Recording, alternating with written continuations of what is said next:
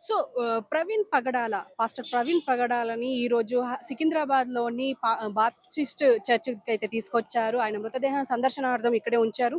అయితే 2 తెలుగు రాష్ట్రాల నుంచెల్లి పెద్ద ఎత్తున ఇక్కడికి జనాభా వచ్చారని చెప్పుకోవచ్చు. అయితే మరి వాళ్ళ మనోవేదన అండ్ వాళ్ళు ఏం చెప్తారు అనేది లోపలికెళ్ళి వాళ్ళని అడిగి తెలుసుకుందాం. అండ్ ఆయన హత్య అని చెప్పేసి చాలామంది నమ్ముతున్నారు. ఇప్పటికీ పోస్ట్‌మార్టం నిన్న అయినప్పటికీ ఇంకా దాన్ని బయటకు తీసుకురాలేదు.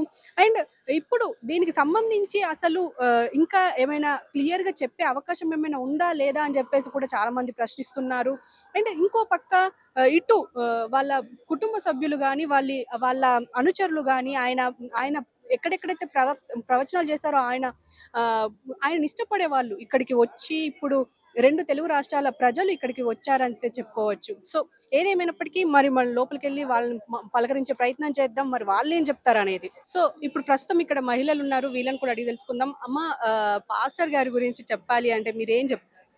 ఆయన చాలా గొప్ప పాస్టర్ అండి. క్రైస్తవ్యం మొత్తం ఈరోజు మేము బాధపడుతున్న బాధ ఏందంటే, మతాల మధ్యలో ఎటువంటి విధమైన విభేదాలు కలిగించకుండా కేవలం బైబిల్‌లో ఉన్న జ్ఞానాన్ని బోధిస్తూ, ఇతర మతాల గ్రంథాల గురించి కూడా మాట్లాడుండొచ్చు. కానీ ఆయన్ని ఎదుర్కోవాలంటే ఆయన్ని చంపడం ఒకటే మార్గంగా, కక్ష కట్టడం ఒకటే మార్గంగా తీసుకోవడం చాలా క్రూరమైన ప్రవృత్తి అండి. ఒకవేళ నిజంగా వారి గ్రంథాల గురించి వాళ్ళు వివరించాలనుకుంటే, మీరు అన్నలాగే నేర్చుకోండి. అన్న ఎంతో నాలెడ్జ్‌ని గెయిన్ చేశారు. నాలెడ్జ్‌తో ఆయన యుద్ధం చేస్తున్నట్టు మీకనిపిస్తే, మీరు నాలెడ్జ్‌తో వచ్చి ఆన్సర్ ఇచ్చుండొచ్చు. మీకున్న నాలెడ్జ్‌తో, మీ బుక్స్ పట్ల మీకున్న నాలెడ్జ్‌తో, మీకు మీ మతాల మీద కావచ్చు, మీరు ఏదైతే అన్న మీద కక్ష కట్టడానికి కారణమైందో, దాంట్లో మీరు ఒక పట్టు సాధించి, ఆ విధానంలో యుద్ధం చేసుండొచ్చు. అంతేగాని ఒక నాలెడ్జ్‌ఫుల్ పర్సన్‌ని ఆయన చేసినటువంటి మంచి పనిని ఆయన్ని చంపేసి ఆ పనిని ఆపేయడం అనుకోవడం ఎంత క్రూరమైన పనండి. మీకు ఒకవేళ ఒక 10 సెంటెన్స్ ఇచ్చి చెప్పమంటే ఒక 1 అవర్ టైమ్ ఇచ్చినా చెప్పగలుగుతారండి? ఈ పని చేసిన వాళ్ళందరూ కావచ్చు. ఎంత నాలెడ్జ్ అండి. ఒకసారి నిల్చొని బుక్ ఓపెన్ చేయకుండా ఎన్ని విషయాలను ఎంత నాలెడ్జ్‌ని షేర్ చేశాడండి. మేమందరం ఆ నాలెడ్జ్‌ని ఇన్‌స్పిరేషన్‌గా మా లైఫ్స్‌కి తీసుకున్నామండి. ఎంతో మంది యవ్వనస్తులు వారి చెడు మార్గాల్ని విడిచిపెట్టి మంచి జీవితాన్ని జీవించడానికి మాకు అందరికి మార్గం ఏర్పాటు చేసిన వ్యక్తి అండి ప్రవీణ్ పగడాల గారు. నేను కలిసినప్పుడు అన్నని ఒకసారి తిరుపతిలో, మేము తిరుపతి నుంచి వస్తున్నాము. గాడ్ మినిస్ట్రీస్ చర్చ్ అండి. కలిసినప్పుడు అన్నతో మాట్లాడినప్పుడు అన్న షేర్ చేసిన మంచి విషయాలు, అన్న ఇలాగ మీరు ఎంత చక్కగా పని చేస్తున్నారన్న అన్నప్పుడు అన్న నాకు చెప్పిన విషయం ఏంటంటే, అమ్మ నేనున్న పరిస్థితుల్లో నాకు ఎన్నో థ్రెట్స్ ఉన్నాయి నా చుట్టూ, నాకు ఎంతో ఇబ్బంది ఉంది, అయినా నేను నిలబడి పని చేస్తున్నాను, నేను బ్రతికినా చనిపోయినా క్రీస్తు కొరకే అని ఎప్పటి నుంచో చెప్తున్నాడు. 2022లో అన్న మమ్మల్ని కలిసినప్పుడు అప్పుడే చెప్పాడు, మరణించినా చనిపోయినా క్రీస్తు కొరకే అని. ఇలా మనుషులందరినీ చంపుకుంటూ వెళ్ళిపోతే, నాలెడ్జ్ అంతటిని చంపుకుంటూ వెళ్ళిపోతే ఎలాగండి? యుద్ధం చేయాలనిపిస్తే వారి వారి గ్రంథాలని తీసుకొని మీరు మాట్లాడండి, వివరించండి. ఈ అన్న మరణము మా అందరి హృదయాల్ని ఎంత బాధ పెట్టిందంటే అండి, ఈరోజు చిన్న పిల్లలతో పాటు మేమందరం వచ్చామంటే, తిరుపతి నుంచి వచ్చామంటే, ఇక్కడ ఇంత జనాభా ఇంత క్రౌడ్ ఫామ్ అయిందంటే ఎంత బాధ కలిగి వచ్చి ఉంటామండి. ఒక వ్యక్తి కోసము మేమందరం వచ్చామంటే ఎంత బాధ మా హృదయంలో ఉంటుంది. మనుషుల్ని చంపుకుంటా వెళ్ళిపోతే ఒక్కరు కూడా మిగలరండి. ఈరోజు మతాల కోసం చంపుకుంటే, రేపు కులాల కోసం, తర్వాత రంగు కోసం, ఇలాగ ఒక్కొక్క దాని కోసం చంపుకుంటూ వెళ్ళిపోవాలండి. ఇది కరెక్ట్ వే కాదు. దయచేసి 2 రాష్ట్రాల ముఖ్యమంత్రులు కావచ్చు, రాజకీయ నాయకులు కావచ్చు, ఎవరైతే ఉన్నారో ఖచ్చితంగా క్రైస్తవ్యానికి మాకు న్యాయం చేయాలండి. ఇలాంటి దాడులు క్రైస్తవం మీద జరగకుండా ఉండడానికి ఏ విధమైన భరోసాని ఇవ్వగలరో అందరూ గొంతు తెరిచి మాట్లాడాలండి. థాంక్ యూ అండి. Thank you very much. అమ్మ, మీరు చెప్పండి. పాస్టర్ గారు అంటే యాక్సిడెంట్ కాదు, హత్య అని అంటున్నారు. మీరు నమ్ముతున్నారా హత్యగా? లేదమ్మా. హత్య కాదిది. ఎందుకంటే ఇది యాక్సిడెంట్ కాదమ్మా. సారీ. ఇది హత్య అమ్మా. ఎందుకంటే తెలుసు అది ఆయన దెబ్బలు చూసి ఆయన ఎక్కడెక్కడ కొట్టారు, ఎలా కొట్టారు అర్థమవుతుంది. ఎందుకంటే యాక్సిడెంట్ అయితే బండి మీద ఆయన మీద పడదు కదా! ఎవ్వరికీ పడదు. అది మాత్రం కాదమ్మా. మేమైతే అస్సలు నమ్మలేకపోతున్నాము. మేము చిన్న పిల్లల్నేసుకొని రాత్రి ప్రయాణం చేసి తిరుపతి నుంచి ఇక్కడికొచ్చాము. ఎందుకంటే ఆ బ్రదర్‌తో మేము ఇంతకుముందు తిరుపతిలో మీటింగొచ్చినప్పుడు ఆ బ్రదర్‌తో మేము కలిసాము, మాట్లాడాము. అందుకని మాకు ఆ బాధ తట్టుకోలేక వచ్చాం. ఆయన ప్రవచనాలు ఎలా ఉండేవి? అసలు చిన్న పిల్లల నుంచి బాగా అర్థమయ్యేట్టుగా చెప్పేవాడు. ముసలోళ్ళకి గాని, చిన్నపిల్లలకు గాని, యవ్వనస్తులకు గాని ఎంత బాగా అర్థమయ్యేదంటే ఒక్కొక్క పదాన్ని వివరించి చెప్పేవాడు. అంత అర్థంగా చెప్పేవాడాయన. అర్థం కానోళ్ళకి కూడా అర్థమయ్యేదనమాట. మీరేం చెప్తారు పాస్టర్ గురించి? మాస్టర్ గారి ఖచ్చితంగా హత్యేనండి. ఎందుకంటే ఒక ఇంట్లో ఉండే స్త్రీలలాగా మాకు అర్థమైపోతుంది. స్త్రీలకు కొద్దిగా అర్థం కాదు కదా! కానీ అది ఖచ్చితంగా హత్యే. ఆయనను హత్య చేశారు. కానీ ప్రవీణ్ కుమార్ గారిని హత్య చేసినంత మాత్రాన క్రైస్తవ లోకము వెనకడుగు వెయ్యదు. ఈవెన్ మేము స్త్రీలం కూడా ఇక నుంచి బలపడతాం. బైబిల్‌లో ఉంది. స్త్రీలు చాలా బలవంతులు అనేసి. కాబట్టి మాకు ఒక యూనిటీ కావాలి. క్రిస్టియానిటీకి యూనిటీ అనేది లేదు. శాంతి, శాంతి, శాంతి అనుకుంటూ వెళ్ళిపోతున్నాం. దానివల్ల ఇతరులకు ఏమైందంటే చాలా చులకన అయిపోయింది. క్రైస్తవత్వము, క్రైస్తవులు అంటేనే చులకన అయిపోయింది. దానివల్ల ఏం జరుగుతుందంటే ఇలాంటి దాడులు జరుగుతున్నాయి. ఎంత గొప్ప ప్రవీణ్ గారు బోధలు చూసినప్పుడు, ఒక డిబేటర్‌గా చూసినప్పుడు ఆయన ఏ ఒక్క మతాన్ని కూడా కించపరిచేవాడు కాదు. క్రైస్తవులకి వాళ్ళ విలువను నేర్పిస్తూనే ఇతర మతస్థులు మత సామరస్యం గురించి కూడా ఆయన బోధించేవాడు. ఏ మతాన్ని కూడా ఎప్పుడైనా దూషించలేదు. ఆయన ఎప్పుడు దూషించలేదు. ఆయా మతాలలో ఉన్నటువంటి విలువలను ఆయన తెలియజేశాడు. కాబట్టి దీనికి మాకు జస్టిస్ కావాలి. ముఖ్యంగా ఏపీలో ఉన్నటువంటి అప్పు, పప్పు, సనాతని ఎప్పుడైతే వీళ్ళు ఏర్పడ్డారో అప్పటి నుంచి క్రైస్తవులు, నేను యాజ్ ఏ పాస్టర్గా చెప్తున్నాను, యాజ్ ఏ పాస్టర్గా ఒక చర్చి నడపాలన్నా భయం అవుతుంది. ఇప్పుడు కొత్తగా ఒక రూల్ కూడా వచ్చింది. విశ్వ హిందూ పరిషత్ ఒక నోటరీ నాకు సెల్లులో ఉంది, అది ఇచ్చిర్రు. క్రైస్తవులు ఎంతమంది, ఎన్ని చర్చిలు ఉన్నాయి, ఒక సీక్రెట్ జీవో కూడా చేసి మళ్ళీ డిలీట్ చేసేసిండ్రు. అది ఏపీలో జరుగుతుంది. కారణం ఏంటి?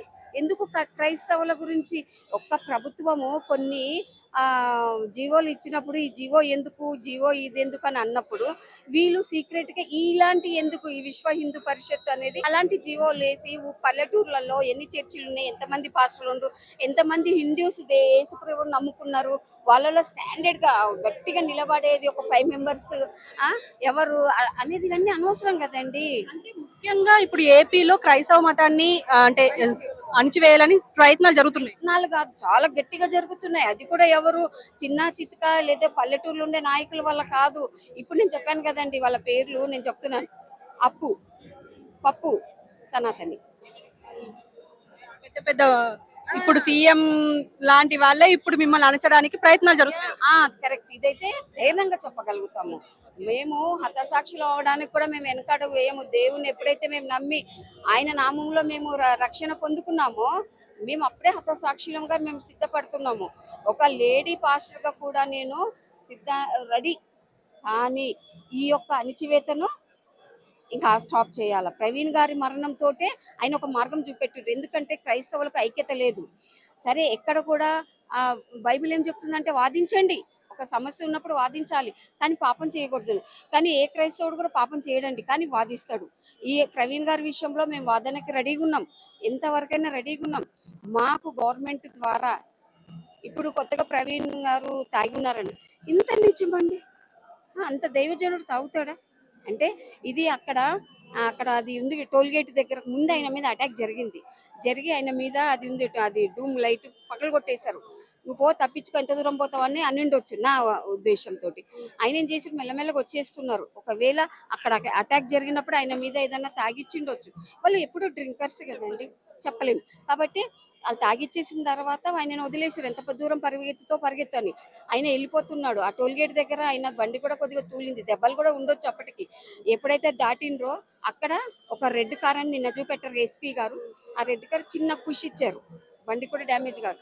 ఆయన ఎప్పుడైతే పడిపోయినరో ఈ రెడ్ కార్ ముందుకు వెళ్ళిపోయిండొచ్చు, లేదా ఆల్రెడీ అక్కడే ఉండొచ్చు, ఎవరన్నా మేబీ ఉండొచ్చు.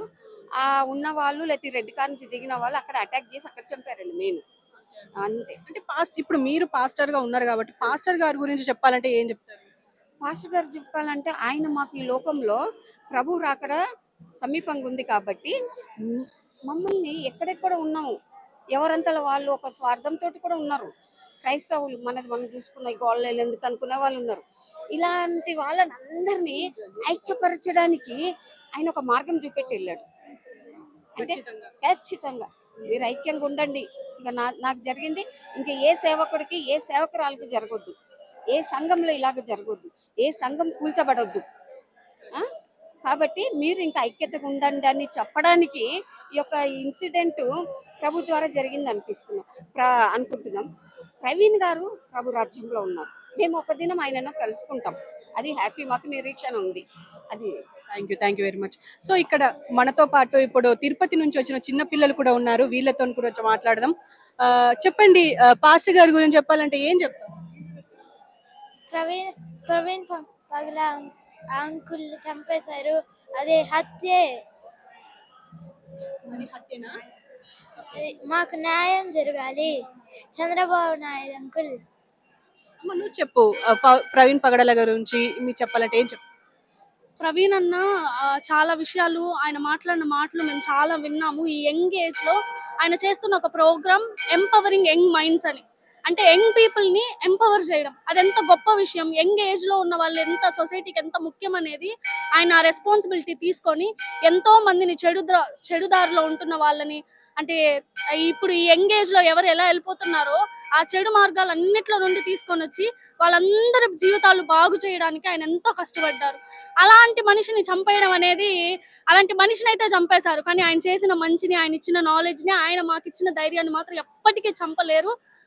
వీళ్ళు సొసైటీలో ఊరికే ఎగ్జామ్ లో రాసుకోవడానికి చదువుకోవడానికి మాత్రమే సెక్యులరిజం అంటున్నారు, కానీ అసలు ఎక్కడ సెక్యులరిజం లేదు. అలా ఉండేలాగుంటే ఇలా ఎందుకు జరుగుతుంది? ఇంతవరకు 3 days అవుతుంది, ఎందుకు అసలు ఏం ఒక రిపోర్ట్ గురించి ఏం బహిరంగంగా చెప్పడం ఎందుకు? ఏది లేదు. మేమందరం ఇంకా దాన్ని నమ్ముకొని ఉన్నాం కదా. చెప్పడం మాత్రం మతాల మీద మేము డిపెండ్ అవ్వట్లేదు, అందరిని ఈక్వల్ గా చూస్తున్నాం అని మాట్లాడుతున్నారు, కానీ ఆ విధంగా జరగట్లేదే. ఇదే ఇంకొకరికి ఎవరికైనా జరిగింటే ఇదే విధంగా ఇంత లేట్ అయ్యిందా మీరు సైలెంట్ గా ఉంటారా? అంటే ఇక్కడ ఉన్న వాళ్ళందరం మేము సైలెంట్ గా ఉంటున్నామని మీరు సైలెంట్ గా దాన్ని మ్యానిపులేట్ చేయడానికి ట్రై చేస్తున్నారు. ఇది ఖచ్చితంగా హత్యే. దీనికి న్యాయం ఖచ్చితంగా జరగాలి. ఎవరెవరైతే మాట ఇచ్చారో మేము మతాల్ని ఈక్వల్ గా చూస్తాం, అన్ని మతాలని అని అన్ని మీడియాలో వచ్చాయి, ఎవరెవరు మాట్లాడారో వాళ్ళందరూ న్యాయం చేకూర్చాలి ఖచ్చితంగా. లేదంటే ఇంకా అది వాళ్ళ చేతికే, ఏ విధంగా వాళ్ళు పరిపాలిస్తున్నారు అనేది ఇంకా వాళ్ళ చేతికే అప్పగిస్తారు. ఇప్పుడు కొత్త ప్రభుత్వం వచ్చింది, ఇప్పుడు ప్రభుత్వం కూడా క్రైస్తవులను అణచివేయాలని ప్రయత్నాలు జరుగుతున్నాయి అని అనేసి అంటున్నారు. ఇది నిజం అంటారా? అంటే మీరు ఆల్రెడీ ఎంగేజ్ లో ఉన్నారు కాబట్టి మీకేమనిపిస్తుంది? అంటే ప్రభుత్వం పర్టికులర్ గా ఈ ప్రభుత్వం గురించి అని కాదు, కానీ నేను సొసైటీ, ఇప్పుడు నేను LLB చేస్తున్నాను, నాతో పాటు చదువుకునే వాళ్ళు చాలా ఏజ్ డిఫరెన్సెస్ ఉంటుంది. నాతో పాటు చదువుకునే వాళ్ళు ఆ ఏజ్ డిఫరెన్సెస్ అక్కడ కానీ లేదంటే బయట సొసైటీలో కానీ చాలా విషయాలు నేను గమనిస్తుండడం ఏంటంటే, ఇంతకుముందు చెప్పినట్లు సెక్యులర్ అనే వర్డ్ జస్ట్ బుక్స్ లో మాత్రమే ఉంది, కానీ సొసైటీలో ఎక్కడా లేదు. దాని ఇంప్లిమెంటేషన్ ఎక్కడా లేదు. అదే నిజమైతే ఆ ఇంప్లిమెంటేషన్ ఇప్పటికీ ఇండియాలో, ఇది క్రైస్తవులకి ఏం ఫస్ట్ టైం కాదు జరగడం. ఇంతవరకు ఎందుకు? అక్కడ ఇంతకుముందు మణిపూర్ లో జరిగినప్పుడు అప్పుడే యాక్షన్ తీసుకుంటే ఇలా జరగడానికి భయపడి ఉంటారు, ఎందుకు భయపడలేదు? ఎందుకు మళ్ళీ ఈ విధంగా జరిగింది అంటే ఇప్పుడు కూడా న్యాయం జరగకుండా ఆపేస్తే నెక్స్ట్ ఇంకొకరికి జరుగుతుంది. ఇలానే చేసుకుంటూ పోతే ఏం చేద్దామని అనుకుంటున్నారు? అందరూ యూనిటీగా ఉండాలని మీరే చెప్తారు, పుస్తకాల్లో ఇచ్చి మాకు చదువుకోమని చెప్తారు, సిలబస్లు ఇస్తారు, కానీ మీరే అది పాటించకపోతే మాకు ఎందుకు ఆ చదువులు? అవసరం లేదు మాకు ఆ చదువు. ఇప్పుడు వీళ్ళందరూ అదే నేర్చుకుంటున్నారు. మేము చెప్పే ప్లెడ్జ్ లో కూడా all Indians are my brothers and sisters.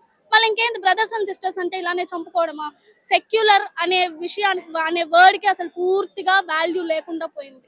కేవలం ఈ రాజకీయ నాయకుల వల్ల అనుకోవచ్చా, లేకపోతే ఇప్పుడు ప్రవక్తల వల్ల కావచ్చా? అంటే ఇప్పుడు హిందూలో కానీ క్రైస్తవులో కానీ ఇప్పుడు ముస్లింస్లో కానీ ప్రవక్తలు ఉంటారు, ఇప్పుడు వాళ్ళ వల్ల అవుతుందంటారా ఈ యూనిటీ లేకుండా పోవడం, లేకపోతే ఇప్పుడు రాజకీయ నాయకుల వల్లనే ఇదంతా చెడిపోతుంది అంటారా?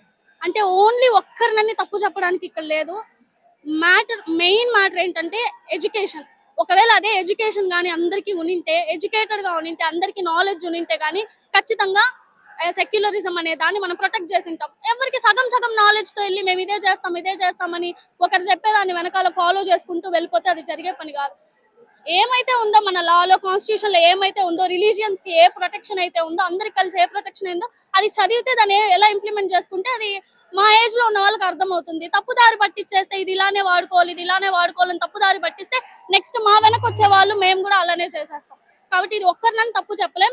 ఎడ్యుకేషన్ ఈజ్ మోర్ ఇంపార్టెంట్ నేను చెప్పడం అయితే. Thank you very much. ఒకసారి అది